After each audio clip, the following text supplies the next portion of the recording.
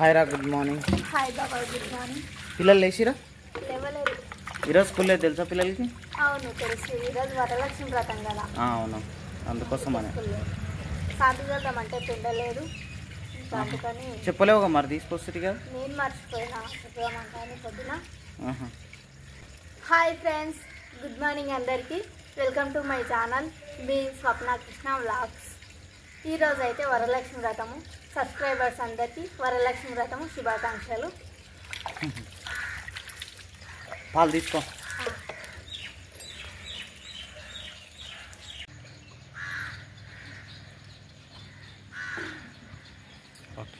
ఉన్నాను.